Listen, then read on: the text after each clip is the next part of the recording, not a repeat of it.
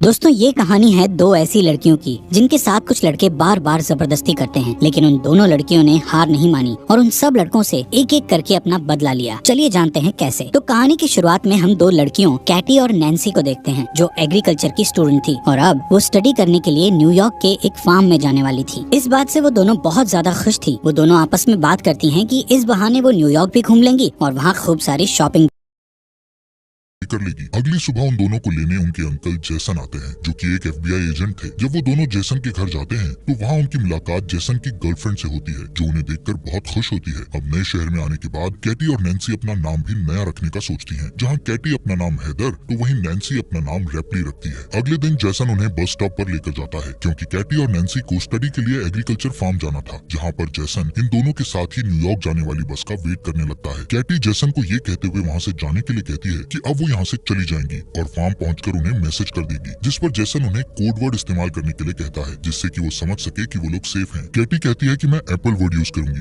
लेकिन जैसन कहता है कि तुम्हें हर बार अलग अल्फाबेट वर्ड का यूज करना है, ताकि कोई तुम्हारे कोड वर्ड को ना समझ सके। यहाँ पर रोड से गुजर रहे दो लड़के कैटी और नैन्सी को देखते हैं। जैसन के यहाँ से जाने के बाद कैटी और नैन्सी एक रेस्टोरेंट में कॉफी पीने जाते हैं, जहाँ पर वो लड़के भी आ जाते हैं जो उन्हें कुछ देर पहले देख कर गए थे। इनका नाम जेड और ल्यूकस था। वो दोनों कैटी और नैन्सी से बातचीत करने लगते हैं। यहाँ पर कैटी और नैन्सी उनको अपना नाम हैदर और रेपली बताती हैं। कैटी उन्हें बताती है कि हम न्यूयॉर्क के एग्रीकल्चर फार्म में स्टडी के लिए जा रही हैं, जिस पर जेड उन्हें कहता है कि हम भी उधर ही जा रहे हैं, अगर तुम आना चाहो तो आ सकती हो, हम तुम्हें फार्म तक छोड़ देंगे। लेकिन कैटी उन्हें उनके साथ जाने से मना कर देती है और जब जेड और ल्यूकस वहाँ से जाने ही वाले होते हैं तो नैन्सी कैटी को उनके साथ जाने के लिए मना लेती है और वो दोनों उनके साथ चली जाती है। यहाँ से वो दोनों कैटी और नैन्सी को फार्म न ले जाकर अपने घर ले जाते हैं, जो कि एक जंगल के एकदम पास था। ये देखकर कैटी और नैन्सी थोड़ा घबरा जाती है और उन्हें तुरंत फार्म जाने के लिए कहती है। तभी घर से जेड और ल्यूकस की मॉम आती है, जो उन्हें बड़े ही प्यार से चाय पीने के लिए कहती है और उन्हें बताती है कि इसके बाद जेड और ल्यूकस तुम्हें फार्म छोड़ देंगे। अब जब वो दोनों चाय पी रही थी, तभी कैटी के पास उनके अंकल जेसन का मैसेज आता है, जिस पर कैटी उन्हें कोड वर्ड एप्पल लिखकर रिप्लाई कर देती है, जिससे जेसन समझता है कि वो दोनों सेफली फार्म पहुंच चुकी हैं। वहीं इधर ल्यूकस की मॉम उनको कुछ खाने के लिए देती है, जिसे खाते ही कैटी और नैन्सी को नशा चढ़ने लगता है, क्योंकि उस खाने में ड्रग्स मिला हुआ था, जिससे वो दोनों समझ जाती है कि उनके साथ कुछ गलत किया जा रहा है। इसलिए वो दोनों वहाँ से भागने की कोशिश करती है, लेकिन थोड़ी दूर जाकर वो बेहोश होकर नीचे गिर जाती है, जिसके बाद जेड और ल्यूकस उन्हें उठाकर वापस अपने घर में ले जाते हैं। अगले दिन जब उन्हें होश आता है तो वो दोनों खुद को जंगल में पाती हैं। उनके हाथ लोहे की जंजीरों से बंधे हुए थे। ये सब देखकर वो दोनों बहुत ज्यादा डर जाती हैं और हेल्प के लिए चिल्लाने लगती हैं। तभी वहाँ जेड आता है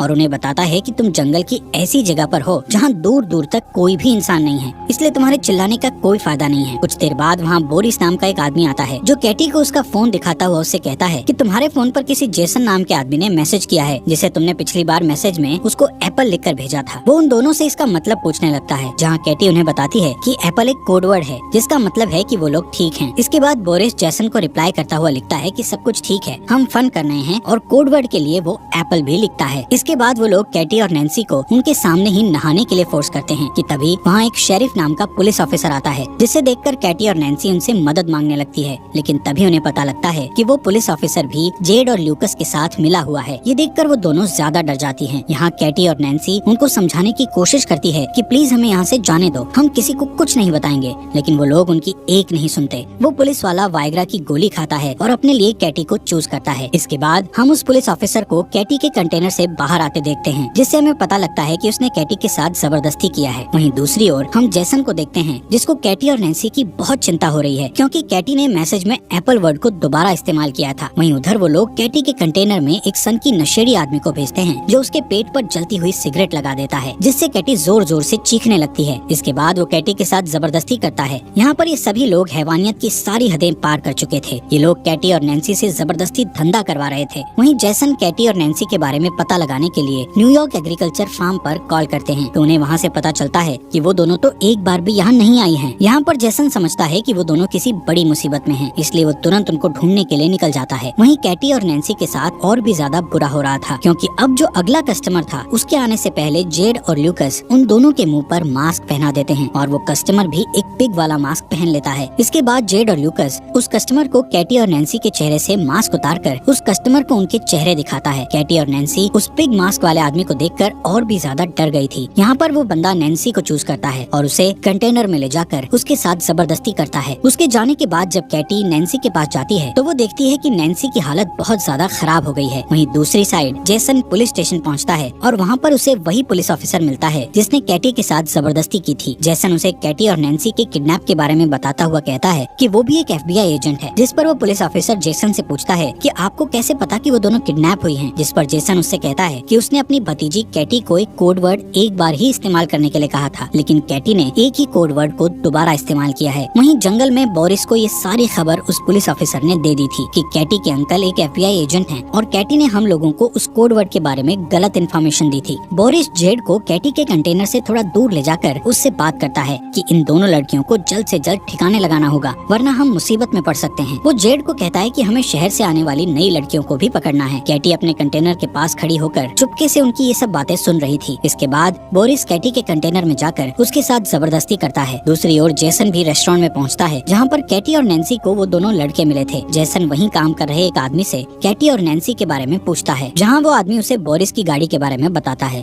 अगले दिन कैटी नैन्सी को बताती है कि वो लोग उन्हें मारने की प्लानिंग कर रहे हैं। तभी वहाँ जेड और बोरिस उसी नशेड़ी आदमी को अपने साथ लाते हैं जिसने कैटी के साथ जबरदस्ती की थी। वो उस नशेड़ी आदमी को कहते हैं कि हम दोनों जल्दी ही वापस आते हैं, तब तक तुम इन दोनों पर नजर रखना कि कहीं ये यहाँ से भाग न जाएं। उनके वहाँ से जाते ही कैटी उस नशेड़ी को अपनी ओर अट्रैक्ट करती है और उसे अपने साथ इंटीमेट होने के लिए उकसाती है। अब जैसे ही कैटी उस नशेड़ी के करीब जाती है तो कैटी उसके गले पर जोर से काट लेती है, जिससे उसके गले से खून निकलने लगता है और वहीं पर उस नशेड़ी की मौत हो जाती है। इसके बाद वो दोनों अपनी हथकड़ियाँ खोलकर वहाँ पर छुप जाती हैं और जब वो पुलिस वाला वहाँ पहुँचता है तो वो दोनों चुपके से उसकी गाड़ी लेकर वहाँ से निकल जाती हैं। यहाँ से वो दोनों एक मॉल में जाकर बहुत सारा अजीब सा सामान खरीदती है, जैसे हथौड़े, बहुत सारी कीलें, टेनिस बॉल और बहुत खतरनाक हथियार। इसके बाद वो मॉल के कैशियर के पास जाकर उससे बोरिस के घर का एड्रेस पूछती हैं, जिस पर वो उन्हें बोरिस के घर का एड्रेस बता देता है। वहीं जेसन बोरिस की कार इंश्योरेंस कंपनी में पहुँचता है और वहाँ पर उसे बोरिस के घर का पता मिल जाता है। यहाँ बोरिस अपने घर पर म्यूजिक लगाकर एंजॉय कर रहा था कि तभी वहाँ कैटी और नैन्सी आती हैं और टेनिस बॉल पर बहुत सारी कीलें लगाकर उसके मुंह पर मारती हैं, जिससे वो बेहोश हो जाता है और जैसे ही उसे होश आता है तो वो खुद को टेबल से बंधा पाता है। बोरिस उन्हें खुद को छोड़ने के लिए बहुत सारे पैसों का लालच देता है, लेकिन कैटी और नैन्सी को तो सिर्फ अपना बदला चाहिए था। यहाँ उनके अंकल जेसन भी बोरिस के घर के बाहर पहुँच गए थे। वहीं घर के अंदर कैटी और नैन्सी बोरिस से उस मास्क वाले आदमी का एड्रेस पूछती हैं, जिस पर बोरिस उन्हें उसका एड्रेस बता देता है। इसके बाद वो दोनों उसके पिछवाड़े में कीलों से भरा हुआ एक बेसबॉल घुसा देती हैं। बोरिस के चिल्लाने की आवाज सुनकर जेसन जल्दी से घर के अंदर जाता है, जहाँ पर जेसन को बोरिस मरा हुआ दिखता है। तभी उसे घर के पीछे गाड़ी की आवाज सुनाई देती है और जब तक वो बाहर जाता है तब तक कैटी और नैन्सी गाड़ी लेकर निकल चुकी थी। जेसन जल्दी से वापस पुलिस स्टेशन जाता है और उस पुलिसमैन से दोबारा कैटी और नैन्सी के बारे में पूछने लगता है। तभी जेसन कैटी को कॉल लगाता है तो उसे पता लगता है कि कैटी का फोन उस पुलिसमैन के पास ही है। अब इससे पहले कि जेसन कुछ कर पाता, पुलिसमैन उसके पीछे गन पॉइंट करके खड़ा हो जाता है। दूसरी ओर कैटी और नैन्सी एक चर्च में पहुंच जाते हैं, जहां हमें पता चलता है कि वो पिग मास्क वाला आदमी कोई और नहीं बल्कि इस चर्च का फादर है। इसके बाद नैन्सी एक बेसबॉल बैट लेकर वहां उसके पास पहुंचती है तो वो नैन्सी को एकदम से पहचान लेता है और तभी कैटी पीछे से उस पर बेसबॉल से अटैक करके उसे बेहोश कर देती है। वो दोनों उसे गाड़ी के पीछे बांधकर घसीटते हुए टाउन में लेकर आती हैं और वहाँ एक दुकान से माचिस और पेट्रोल खरीदकर उस पर पेट्रोल छिड़क कर उसे जिंदा ही जलाकर मार डालती हैं। वहीं जेसन को उस पुलिस वाले ने कैद कर रखा था। कुछ देर बाद वो दो नई लड़कियों को किडनैप करके वहाँ लाता है और जब वो उन लड़कियों के साथ जबरदस्ती करने लगता है तभी पीछे चुपके से कैटी और नैन्सी वहाँ आकर बेसबॉल से उसके सर पर अटैक करके उसे बेहोश कर देती हैं। जब उसे होश आता है तो वो खुद को कुर्सी से बंधा हुआ पाता है और उन दोनों से माफी मांगने लगता है। तभी कैटी गन में सिर्फ एक बुलेट डालकर उसे डराती है और वो दोनों बारी बारी से उस पर गन से शूट करने लगती है, लेकिन वो सभी शूट में बच जाता है, जिससे वो थोड़ा मुस्कुराता है। लेकिन अगले ही सेकंड में कैटी उसे फाइनल शूट करके जान से मार देती है। इसके बाद कैटी और नैन्सी वहाँ मौजूद दोनों लड़कियों को पूरी तरह से फ्री करके उन्हें जेसन को खोलने के लिए कहती है और खुद वहाँ से चली जाती हैं। वो लड़कियाँ जेसन की रस्सी खोलकर उसे बताती हैं कि उन लड़कियों ने हमें ऐसा करने को कहा। यहाँ पर जेसन को पूरी बात समझ आ जाती है कि वो दोनों लड़कियाँ कोई और नहीं बल्कि कैटी और नैन्सी ही हैं। वहीं हम जेड और ल्यूकस की मॉम को देखते हैं जो इस समय ड्रिंक कर रही थी। कभी उसे अजीब सा नशा होने लगता है जिससे वो वहीं पर गिरकर बेहोश हो जाती है। इसके बाद जब उसे होश आता है तो वहाँ कैटी और नैन्सी ने उसको बेसमेंट में कुर्सी से बांध रखा होता है। उन दोनों ने जेड को भी उसके बिल्कुल सामने